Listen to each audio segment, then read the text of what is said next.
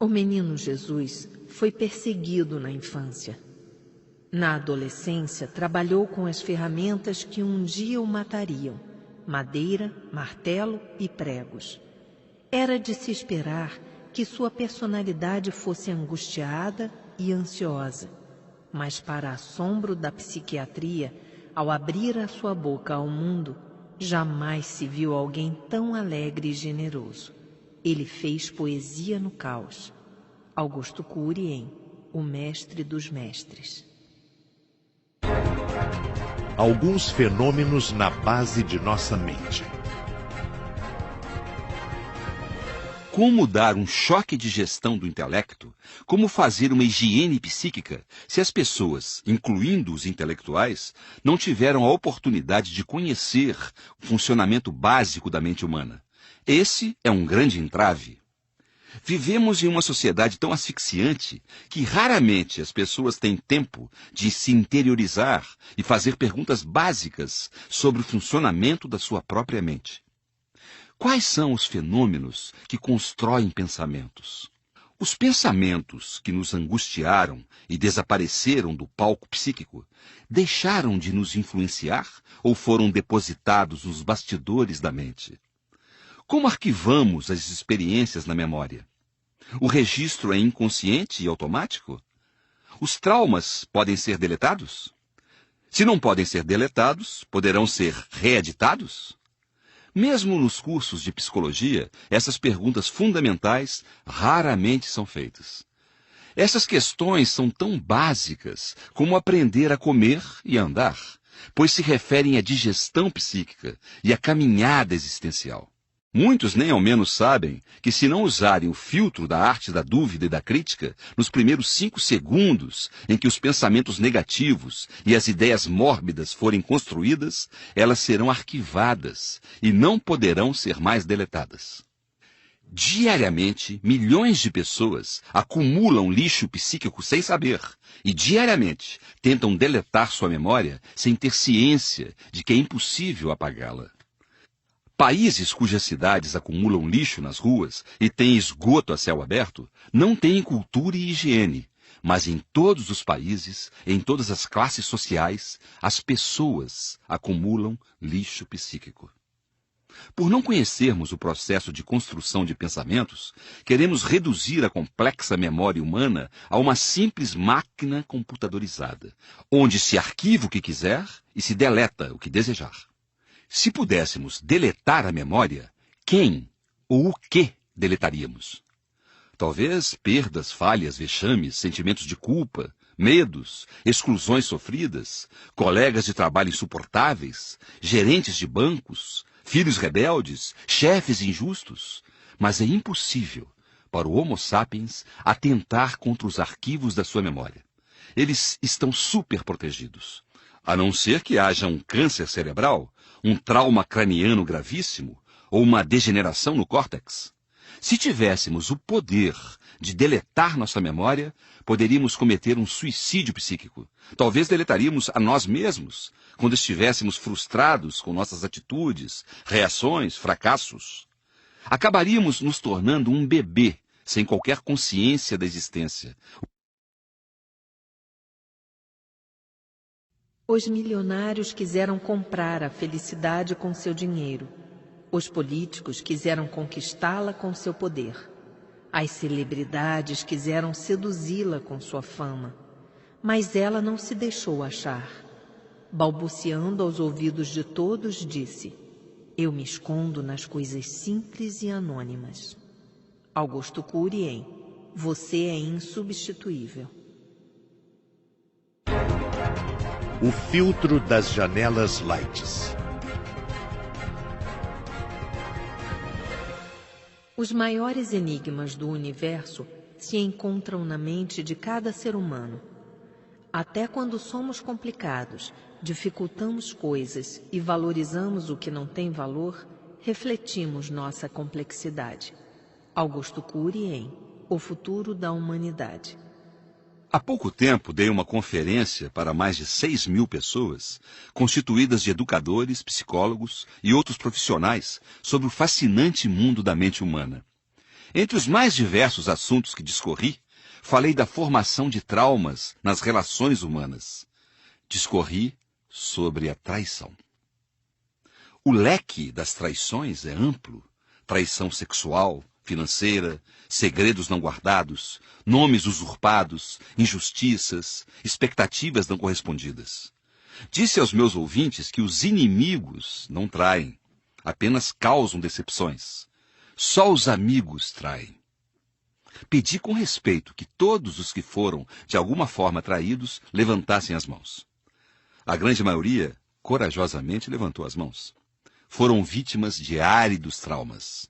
Tinham capítulos existenciais marcados por janelas killers, marcas em relevo na sua história. Muitos chafurdavam na lama da frustração, não podiam olhar na face de quem o traiu ou pensar no fato sem sentir grande desconforto. O que fazer com essa fonte interior? Vimos que não dá para esquecer ou apagar. A possibilidade que nos resta é reeditar a memória, ou construir janelas paralelas, como descrevi no livro 12 Semanas para Mudar uma Vida. Janelas paralelas são construídas com um autodiálogo, fazendo uma mesa redonda com nossas tolices, nossa estupidez, nossos medos e pensamentos débeis. Mas quem dialoga sistematicamente com seus conflitos? Quem se reúne com seus medos e discute seus fundamentos e sua coerência? Quem se reúne com suas mazelas e faz com elas um debate lúcido? Somos treinados para administrar o ambiente exterior, mas não a fazer uma mesa redonda usando o cardápio da arte da dúvida e da crítica para dar um choque de gestão em nossa mente, para construir janelas paralelas ao lado de janelas traumáticas. Por isso, preservamos por décadas pequenos conflitos, que dirá os grandes. Somos tão mutistas que achamos que é coisa de maluco falar consigo mesmo. Loucura é não admitir nossas loucuras. Loucura é deixar de conversar francamente com nossas loucuras. Quando os psicóticos falam consigo, podem causar estranheza nos pseudonormais, mas estão exercendo um dos fenômenos saudáveis que lhes sobraram. Estão tentando conectar-se consigo mesmos, sair do cárcere da solidão, ainda que viajem em seus delírios e alucinações. Proteger a emoção passa por aprendermos a nos doar para os outros sem esperar demais a contrapartida do retorno. Se não tivermos grandes expectativas, tudo nos surpreenderá. Não se esqueça de que as maiores decepções são geradas pelos mais próximos. Augusto Cury em Maria, a maior educadora da história. A mesa redonda do eu não é uma técnica positivista, mas psicodinâmica, histórica, filosófica, existencial. Ela promove a formação de janelas lights, saudáveis, que contêm ousadia, autodeterminação, consciência crítica, segurança. Essas, por sua vez, se abrem simultaneamente quando uma janela traumática ou killer se abre, dando subsídios para a sua superação. Desse modo, o eu deixa de ser marionete dos seus conflitos e exerce sua gestão psíquica. Se um motorista tem medo de dirigir um veículo porque se atormenta com imagens dos acidentes que poderá cometer, deverá se reunir com essas imagens, criticá-las, questioná-las, enfim, lhes dar um choque de lucidez intelectual. Então ele construirá janelas lights, que se abrirão quando estiver com as mãos no volante. As imagens mentais dramáticas serão minimizadas, digeridas por imagens mentais lúcidas e pensamentos racionais. Crenças falsas. Quem é mais inteligente não é quem tem mais cultura acadêmica, mas quem mais desenvolveu os códigos da inteligência, como pensar antes de reagir, gerenciar pensamentos, contemplar o belo, filtrar estímulos estressantes. Augusto Cury em O Código da Inteligência. Nada pode controlar tanto um ser humano quanto as crenças falsas. Crenças falsas se traduzem das mais diversas maneiras. Dogmas religiosos, crendices, superstições, preconceitos, paradigmas científicos, verdades irreais. Todos nós temos algumas crenças falsas, mesmo as pessoas racionais. No mínimo 50% do potencial de um ser humano, seja ele um intelectual ou iletrado, professor ou aluno, é tolhido ou contraído pelas crenças falsas ao longo de suas vidas. As crenças geram temores ou euforia desproporcionais.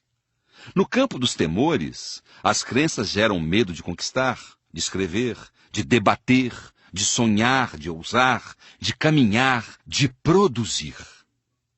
No campo da euforia, as crenças geram delírio de grandeza, necessidade doentia de poder, necessidade neurótica de estar sempre certo, orgulho, egocentrismo, autossuficiência. O maior desafio de um ser humano é abrir o leque da sua memória nos focos de estresse para poder construir respostas inteligentes em situações em que muitos não conseguiriam pensar. Augusto Cury em A Sabedoria Nossa de Cada Dia. Muitos jovens têm crenças falsas que amordaçam sua inteligência. Acham-se incapazes de atingir seus sonhos, inábeis para superar suas limitações. Até pessoas invejadas culturalmente têm seus nichos intelectuais doentios. Quem não critica o que crê, não lapidará suas crenças. Quem não lapida suas crenças será servo das suas verdades. E se suas verdades forem doentias, certamente será uma pessoa doente. As crenças falsas estão na base das causas ou da perpetuação de nossos transtornos psíquicos. Toda vez que trato de pacientes com síndrome do pânico, que passaram pelas mãos de vários psiquiatras e psicólogos, inclusive de excelentes profissionais, não apenas dou medicamentos e interpreto analiticamente seu passado, mas peço que façam diariamente a técnica da mesa redonda do eu para debelar suas crenças falsas. Estimulo-os a fazer essa técnica fora do ambiente do consultório. É lá que suas crises aparecem, e não no ambiente controlado dos consultórios. É lá que seu eu tem de ser ativo, dinâmico, autodeterminado, autoconsciente, líder de si mesmo. Caso contrário, além de não resolver sua doença, ele corre o risco de ficar dependente do terapeuta. Todas as correntes psicoterapêuticas e psiquiátricas podem usar a técnica da mesa redonda do eu com grandes benefícios. Para mim, a psicoterapia não deveria ser apenas um processo de tratamento de doentes, mas também um processo de formação de pensadores. Os pacientes deveriam ter como alvo não apenas resolver sua doença, mas tornarem-se melhores do que eram antes de desencadeá-la. Tornarem-se mais generosos, criativos, altruístas, afetivos. Explico-lhes o processo de construção de janelas paralelas e outros fenômenos que estão nos alicerces do funcionamento da mente. Encorajo-os a questionar, perguntar, confrontar suas crises, em especial as ideias que retroalimentam as crises de pânico, como as ligadas à morte, ao desmaio, à perda do controle de si, bem como as causas que a desencadeiam. Eles assim saem da condição de espectadores passivos de sua doença e começam a desenvolver o espetáculo da arte da dúvida e da crítica. Quem sou? O que sou? Quais os fundamentos do meu pânico? Por que dou mais crédito aos meus sintomas do que aos profissionais que me assistem? Por que me entrego? Como devo assumir meu papel de gestor psíquico? A mesa redonda implode a armadilha do conformismo. Deve ser feita antes, durante e depois das crises, mas especialmente antes e depois das crises. Ou seja, quando as janelas killers estão fechadas. Portanto, fora do momento da crise de pânico, das reações fóbicas, da timidez, da insegurança, das crises depressivas. O objetivo fundamental é, como disse, construir zonas lights, janelas paralelas no psiquismo que darão suporte para que o eu tenha serenidade em situações tensas, coerência em crises onde é difícil raciocinar. Essas janelas paralelas funcionarão como filtros do medo e das fantasias no momento das crises. Nós, psicoterapeutas e psiquiatras, usamos diversas técnicas dependendo da teoria que abraçamos. Mas, no fundo, se um paciente resolveu com sucesso o seu conflito, é porque decifrou o código do eu como gestor psíquico, ou pelo menos construiu janelas paralelas ou reeditou as janelas traumáticas. Estudar esses fenômenos nos faz entender por que o Homo sapiens é o Homo paradoxal. Ao mesmo tempo em que faz guerras, discrimina e assassina, também cultiva flores, faz arte, chora pela dor dos outros. Pessoas que não têm janelas paralelas em quantidade e qualidade significativa podem, em um momento, ser delicadas, em outro, violentas, em um momento, serem seguras, em outro, fragilíssimas. Entristeço-me pelo fato de a psiquiatria e a psicologia, nesses últimos 100 anos, terem investido enorme esforço no tratamento dos transtornos psíquicos, mas pouquíssimo em prevenção. Como poderemos prevenir conflitos psíquicos e sociais se nosso eu é um tímido gestor? Como poderemos dar um choque de lucidez em nossas mentes se não usarmos a arte da dúvida e da crítica? Infelizmente, nos tornamos especialistas em gerir o mundo em que estamos e não o mundo que somos. Tornamo-nos uma sociedade doente que forma pessoas doentes. Muitos querem os perfumes das flores, mas poucos se atrevem a sujar suas mãos para cultivá-las. Augusto Cury em O Mestre do Amor. O filme do inconsciente.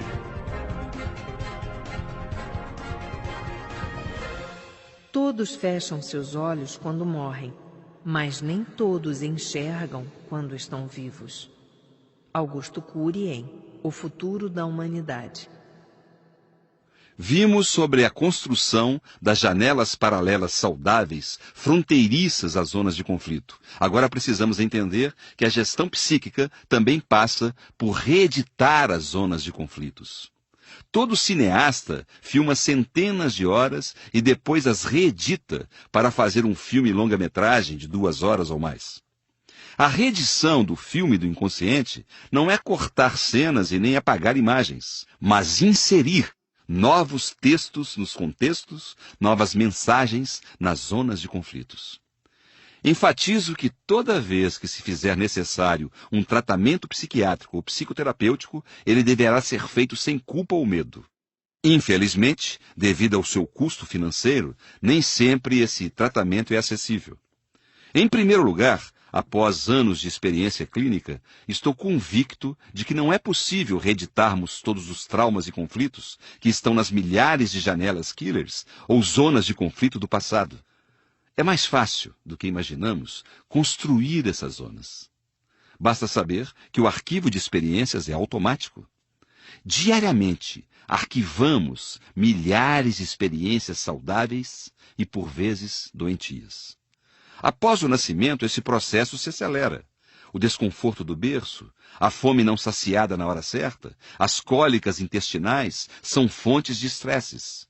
Em muitos casos, não chegam a formar janelas killers com conflitos bloqueadores, mas são zonas de tensões que contêm traumas.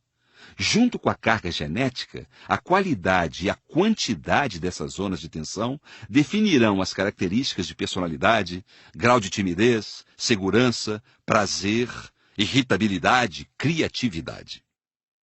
O córtex cerebral tem milhões de janelas com trilhões de experiências arquivadas desde a aurora da vida fetal.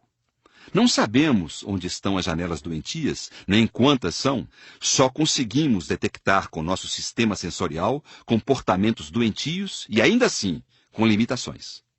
Em segundo lugar, se não é possível reeditar todo o filme do inconsciente, devemos, pelo menos, reeditar as zonas de conflito que mais influenciam o adoecimento psíquico, as janelas killers que mais causam flutuação emocional, humor depressivo, angústias, fobias. Para isso, devemos agir no foco da atenção, no momento em que a janela killer está aberta, no epicentro da crise. Portanto, vejam que esse processo é diferente do da construção de janelas paralelas. No exato momento em que uma reação fóbica ou uma imagem mental destrutiva surgir a partir da zona de conflito aberta, o eu deve rapidamente agir, criticar, arguir, examinar, enfim, bombardear com inteligência essa zona de conflito com os mesmos questionamentos que propus na mesa redonda do eu. Desse modo, a mesa redonda realizada fora da crise constrói janelas paralelas e, na crise, reedita a janela doentia. O mais importante nesse processo é criar o que chamo de plataforma de janelas saudáveis. Essa plataforma deve ser suficientemente extensa para nos dar condições psíquicas e sociais para vivermos com dignidade. Figurativamente falando, o inconsciente é como se fosse uma complexa metrópole, com inúmeros bairros, ruas, avenidas, praças. O inconsciente doente é como se fosse uma cidade com ruas esburacadas, mal iluminadas, com supermercados depredados, teatros vazios. Aqui temos um grande ensinamento. Uma pessoa que sofreu abusos sexuais, privações, perdas, violências sexuais, que foi vítima de guerras, de ataques de terroristas, não precisa reurbanizar toda a cidade da sua psique para torná-la habitável. Caso contrário, a vida seria completamente injusta com ela. Provavelmente nunca seria livre de todas as suas zonas traumáticas, nunca exerceria o seu direito de ser feliz, livre, tranquila. Com a reurbanização de um bairro importante, já é possível sobreviver, ainda que em alguns momentos ela frequente bairros doentios e tenha algumas breves recaídas, como humor triste, ansiedade, temores. Ninguém precisa ser plenamente saudável em todas as áreas do seu inconsciente para ser alegre, lúcido, produtivo. Até porque não tem ninguém plenamente saudável. Nem mais de lúcidos psiquiatras. Notem que muitas pessoas são produtivas, apesar de serem obsessivas, terem claustrofobia, serem inseguras. A grande cidade psíquica não é perfeita, mas podemos construir bairros agradabilíssimos.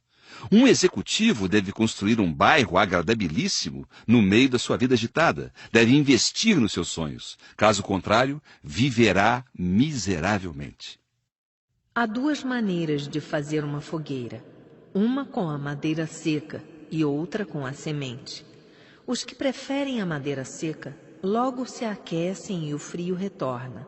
Os que plantam sementes colhem uma floresta e nunca lhes faltará madeira para se aquecer. Augusto Cury em 12 Semanas para Mudar uma Vida.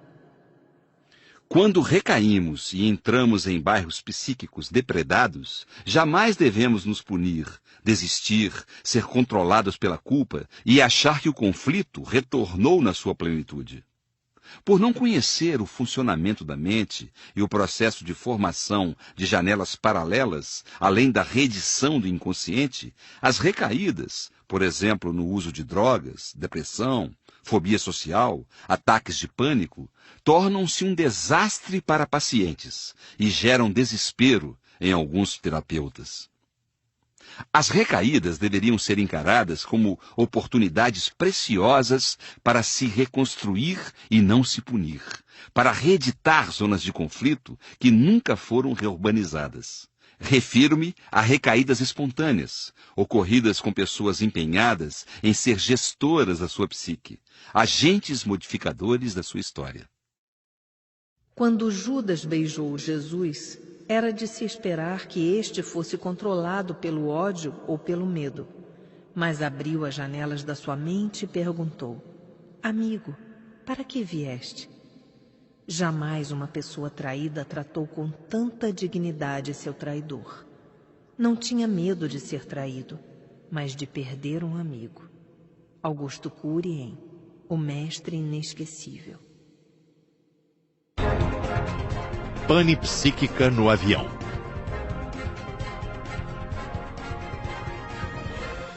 Há algumas semanas, um empresário bem-sucedido me procurou. Era uma pessoa lúcida, empreendedora, generosa, mas sentia-se limitado porque desenvolveu o pavor de voar. Há 2 anos, teve uma crise dentro de um Boeing. Sentiu que ia morrer. Seu coração vibrou. Seus pulmões ofegantes pareciam que captavam mais ar. Foram os piores momentos de sua vida na sua descrição. Chamou a aeromoça e a comissária de bordo, mas não se aliviou. Queria que o avião descesse, mas não havia como. Ficou mais de 1 hora em desespero até que o avião pousou. Teve uma crise atípica de pânico. Nunca mais voou. Mas precisava voar para realizar seus negócios. Como vencer essa zona de conflito? Conseguia enfrentar tudo, menos a possibilidade de repetir seu drama. Fez 2 viagens a trabalho, nas quais percorreu em cada uma mais de 4.000 quilômetros de carro, só para fugir do avião. Vários médicos e amigos tentaram ajudá-lo, mas não tiveram êxito. Um dia, visitando um amigo que tinha uma bela aeronave, recebeu informação de que precisava retornar às pressas. O amigo colocou dentro do avião. Quando os motores foram acionados, o motor da janela Killer também foi, gerando um turbilhão emocional incontrolável. Não conseguiu voar. Ao atendê-lo, expliquei como deveria decifrar o código da gestão psíquica do eu, como fazer a mesa redonda e reeditar as matrizes do inconsciente.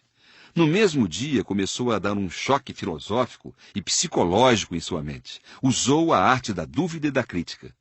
Não tive mais tempo de atendê-lo, mas bastou uma consulta para que reescrevesse sua história. 15 dias depois, fez uma viagem internacional. E foi testado nesse voo. Na ida, o avião teve uma pane. Teve uma pequena recaída, mas durou minutos.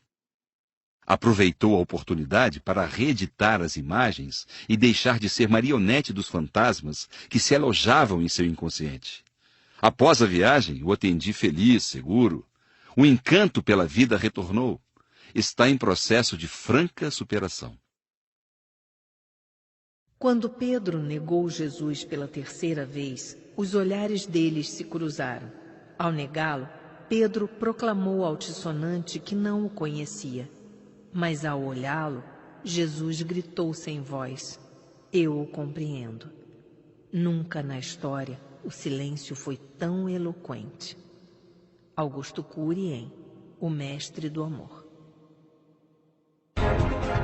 O grande paradoxo. Higiene física versus higiene mental. Uma pessoa inteligente aprende com seus erros. Uma pessoa sábia aprende com os erros dos outros. Augusto Cury em 10 leis para ser feliz.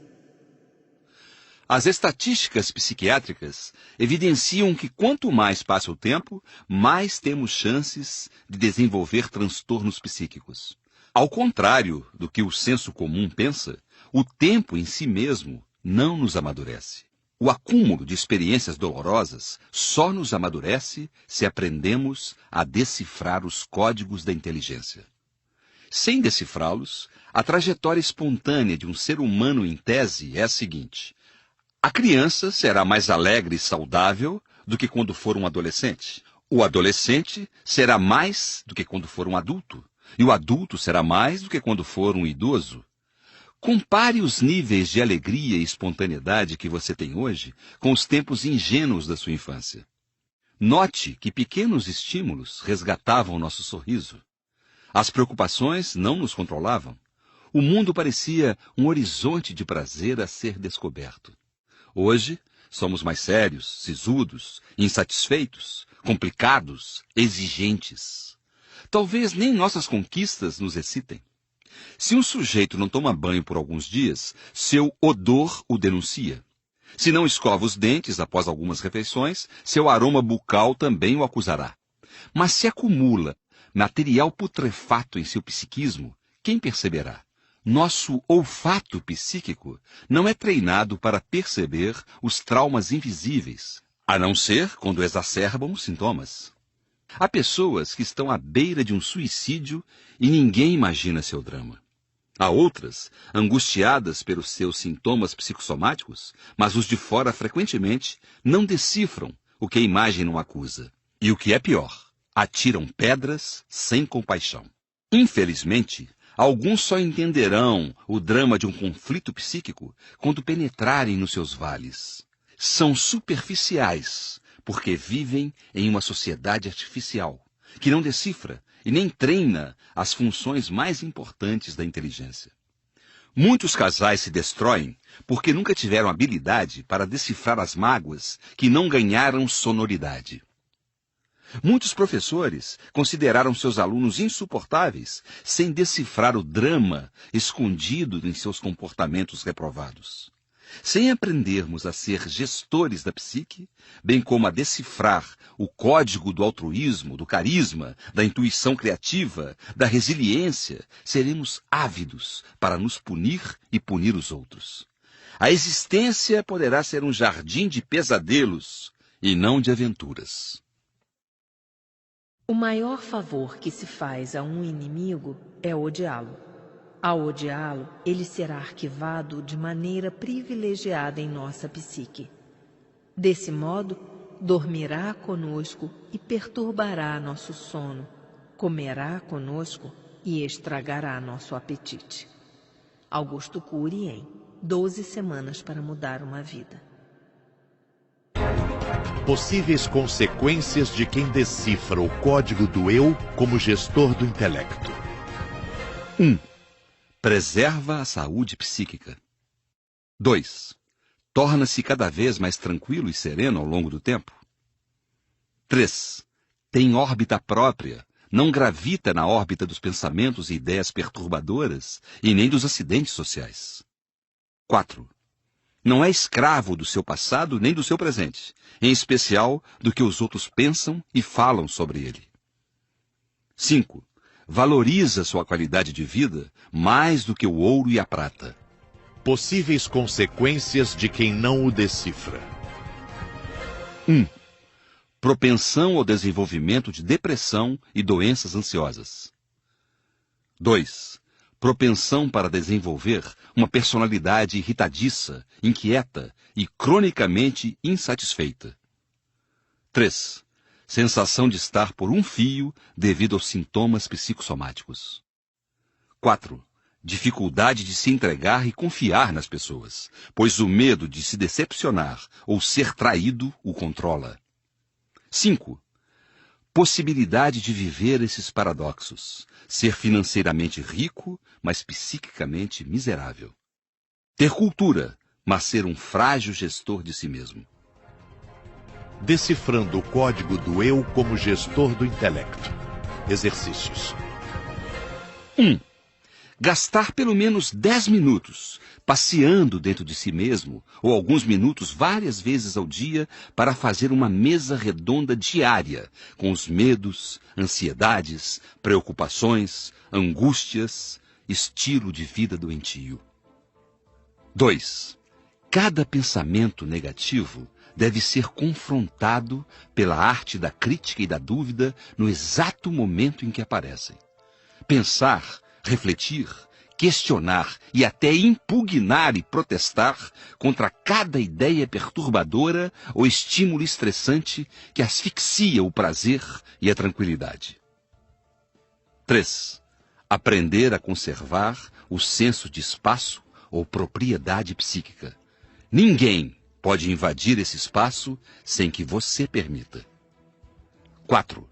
Sempre se perguntar quem sou, onde estou, o que sou, o que quero, qual o meu papel como ser humano e ser social. 5. Cuidar da psique como a mais importante empresa, a única que não pode falir.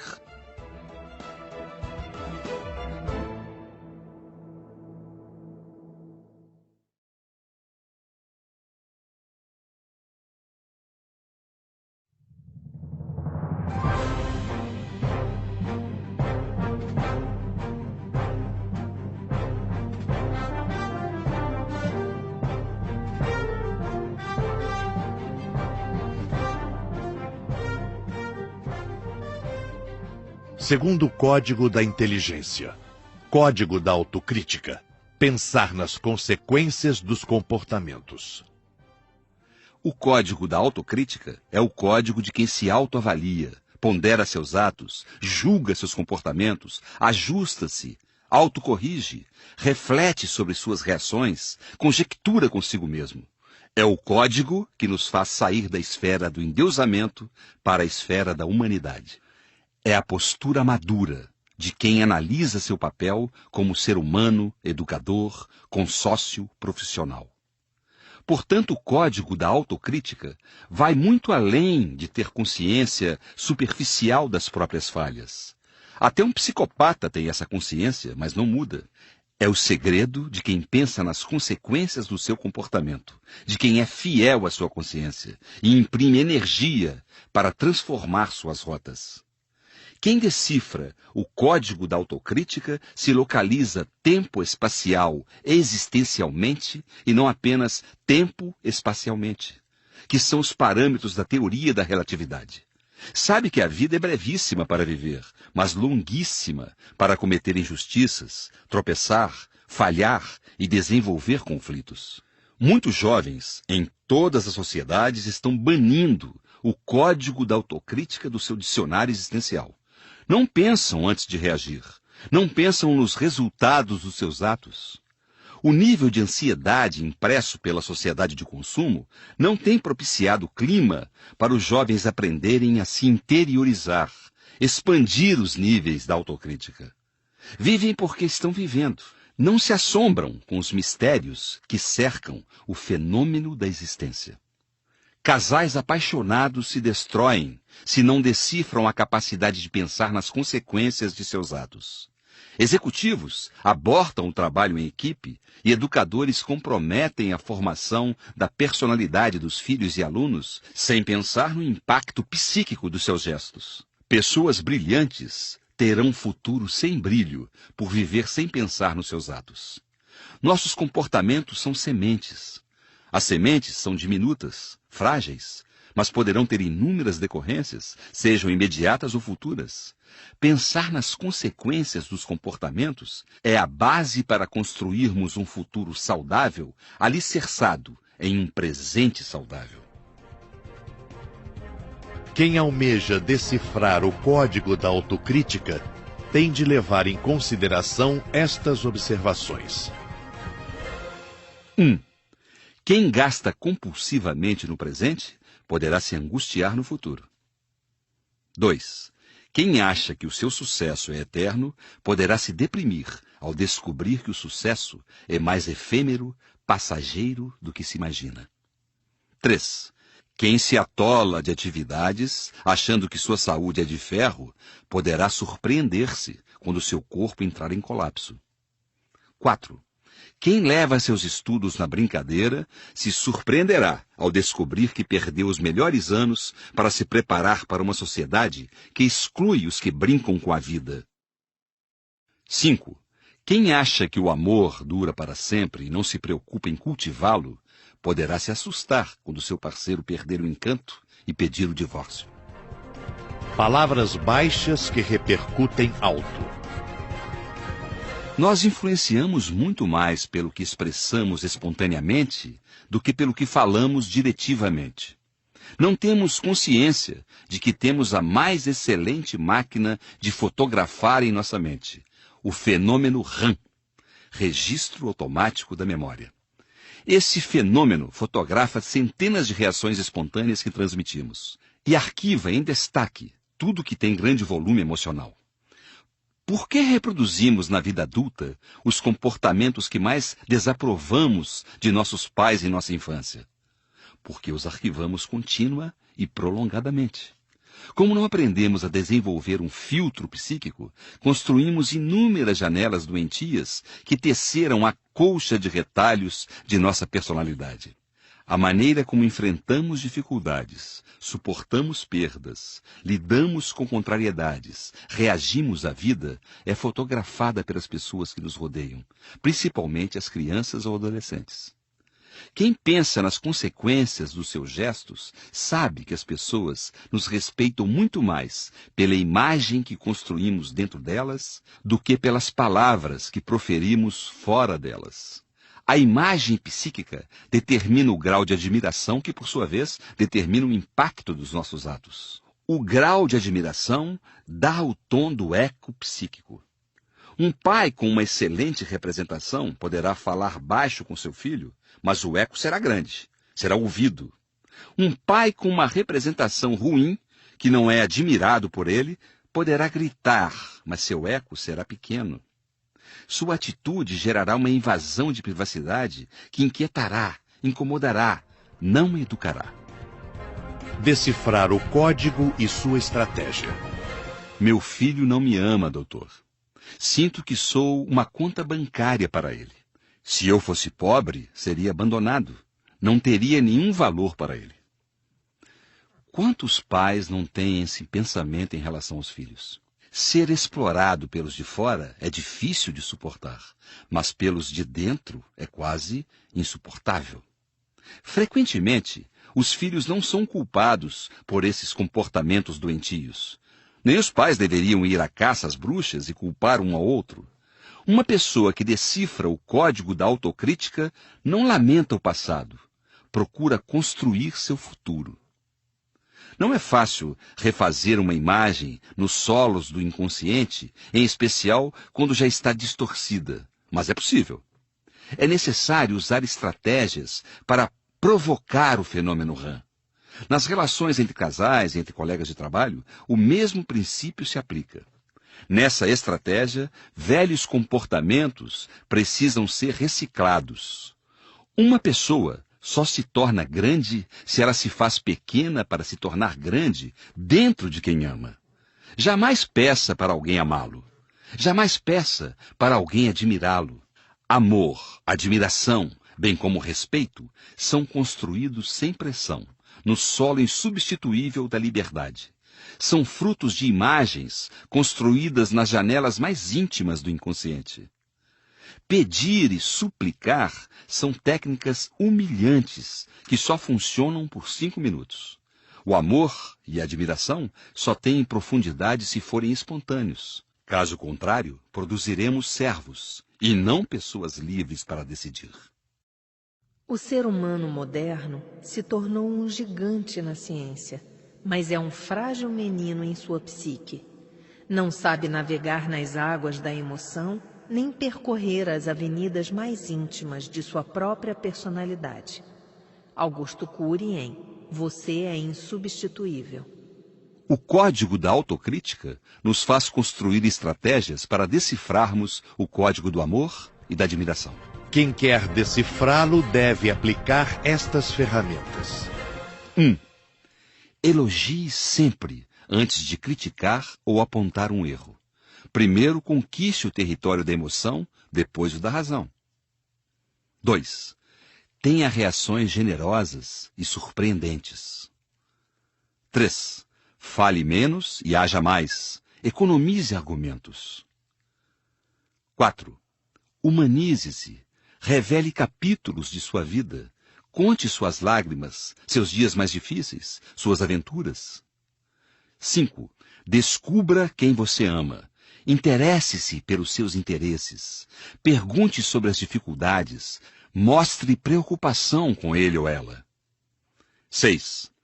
Se tiver a necessidade de ser perfeito, de se defender compulsivamente e estar sempre certo, recicle-se, pois isso destrói relacionamentos. Você pode ganhar o debate, mas perderá quem ama. Estou convicto de que a maioria das correções que fazemos não educam nossos filhos, alunos, cônjuge, amigos. Geram invasão de privacidade e não amadurecimento. Nossas atitudes pioram nossa imagem na mente do outro quando não pensamos nos impactos de nossos atos. Há brilhantes psiquiatras, psicólogos, advogados, médicos, executivos, mas seus filhos não os admiram. Querem impor o respeito com pressões, sermões, advertências e cansativos conselhos. Não entendem que o fenômeno RAM está construindo em seus filhos uma imagem destituída de admiração. Os membros da família moderna tornaram-se frequentemente um grupo de estranhos tão próximos fisicamente, mas tão distantes interiormente. Augusto Cury em Pais Brilhantes, Professores Fascinantes. O medo saudável. O código da autocrítica não enxota todos os tipos de medo, pois sabe que há medos imprescindíveis. Parece estranho dizer que há um medo saudável no teatro psíquico, mas ele existe e se faz necessário para preservar a vida. Não tê-lo é o melhor caminho para ser autodestrutivo. O medo, como pincelei, só se torna uma fobia ou transtorno psíquico quando a reação de fobia é desproporcional ao objeto fóbico. Uma pessoa que tem cultura e competência intelectual para expressar suas ideias, mas bloqueia sua coerência e lucidez quando está diante de uma plateia acolhedora, tem uma reação desproporcional ao grau de ameaça do objeto aversivo, no caso, o ambiente. Portanto, tem um transtorno psíquico chamado de fobia social. Falamos com o mundo via internet, mas temos grandes dificuldades de falar com nós mesmos. Dominamos tecnologia para viajar para os planetas, mas não tecnologia para conquistar os espaços onde nascem a timidez, a ansiedade, o medo, as frustrações. Augusto Cury em Seja Líder de Si Mesmo. Uma mulher que diante de um inseto dá um escândalo, perde seu autocontrole, tem uma reação superdimensionada em relação ao grau de ameaça do objeto fóbico. Tem, portanto, um transtorno chamado de fobia simples.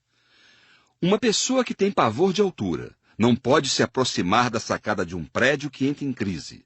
Tem taquicardia, agitação emocional, sensação de atração fatal pelo espaço vazio. Tem também um transtorno chamado de acrofobia. Do mesmo modo, pessoas que têm medo asfixiante de situações novas, desafios futuros, provas escolares, elevadores, voar, dirigir, andar por lugares movimentados, contaminar-se com cédulas de dinheiro, também tem transtornos fóbicos. Todas essas reações são desproporcionais ao grau de ameaça dos objetos de quem tem medo. O grau de ameaça é produzido por traumas arquivados nas zonas de conflito e não pelo objeto concreto. A maioria das fobias não causa limitações significativas ao seu portador, porque só são desencadeadas quando estão diante do estímulo estressante. O objeto fóbico detona um gatilho inconsciente, que abre uma zona de conflito, fazendo com que os fantasmas arquivados no inconsciente, morte, ferimentos, ameaças, se encenem na mente humana. Fora do locus dos objetos fóbicos, essas pessoas podem ser serenas, afetivas e lúcidas. Excetuando casos fóbicos como esses, os medos são frequentemente saudáveis e imprescindíveis. Nesse caso, não se produz uma reação desproporcional ao objeto do medo. É um medo que frequentemente é fruto da capacidade de pensar nas consequências dos comportamentos. Se uma pessoa tem medo de dirigir em altíssima velocidade pelo risco de sofrer acidente, ficar paralítica ou morrer, seu medo é saudável, não é superdimensionado, a não ser que o impeça de dirigir. Não ter tal medo é ser autodestrutivo. Milhares de vidas seriam preservadas se o medo instintivo não tivesse sido esfacelado na juventude, inclusive o medo de ser dependente de uma droga. Se uma pessoa sabe que o sucesso financeiro ou artístico pode levá-la a se esquecer de suas origens, e se um dia atingir tal sucesso e tiver medo de se endeusar, de perder sua simplicidade, bem como o valor das coisas pequenas, o seu medo é saudável. Se as celebridades políticas e artísticas tivessem medo de perder suas origens, teríamos mais seres humanos e menos deuses, mais júbilo e menos humor depressivo. Por trás de uma pessoa que fere, há uma pessoa ferida. Ninguém nos machuca se primeiramente não foi machucado pela vida. A tolerância nasce no solo desse pensamento. Augusto Cury em Superando o Cárcere da Emoção. Medo de perder o emprego, os amigos, seu parceiro ou parceira, de não realizar seus projetos, pode ser saudável, gerar reflexões, mudanças de estilo de vida, desde que não sejam intensos e nem bloqueiem a liberdade de ser, pensar e agir.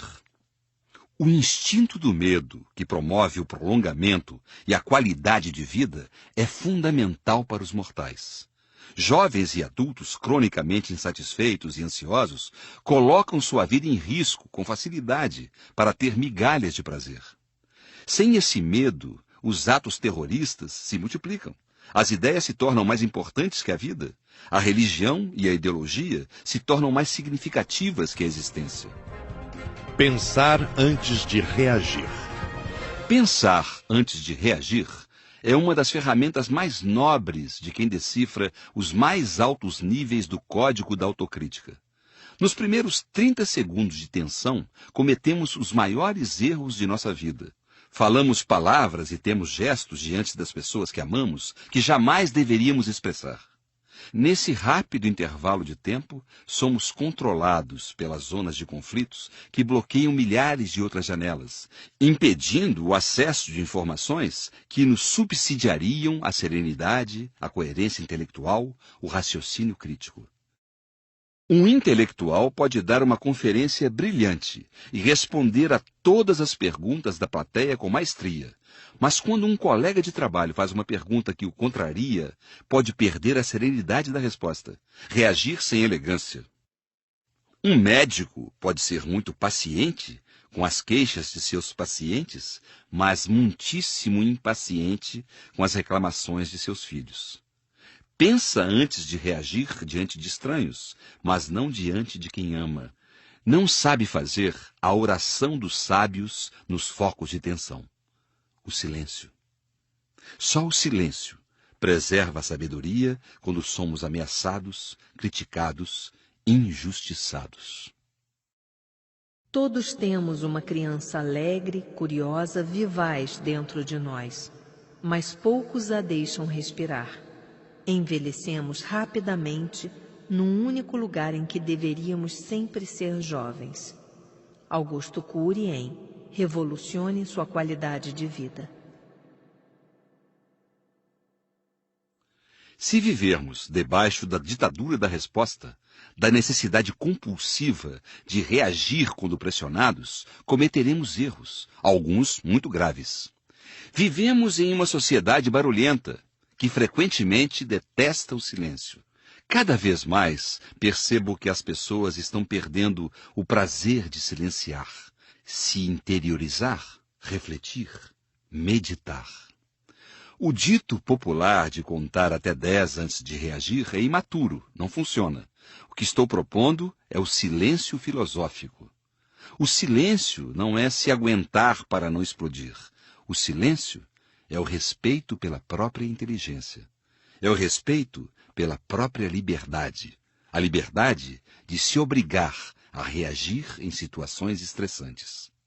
Quem faz a oração dos sábios não é escravo do binômio do bateu-levou. Quem bate no peito e diz que não leva desaforo para casa, não decifrou o código de pensar nas consequências de seus atos. Quem se orgulha que vomita para fora tudo o que pensa, machuca quem mais deveria ser amado. Não decifrou a linguagem do autocontrole. Não existem relações perfeitas. Não existem almas gêmeas que tenham os mesmos gostos, pensamentos e opiniões iguais o tempo todo, a não ser no cinema. Decepções fazem parte do cardápio das melhores relações.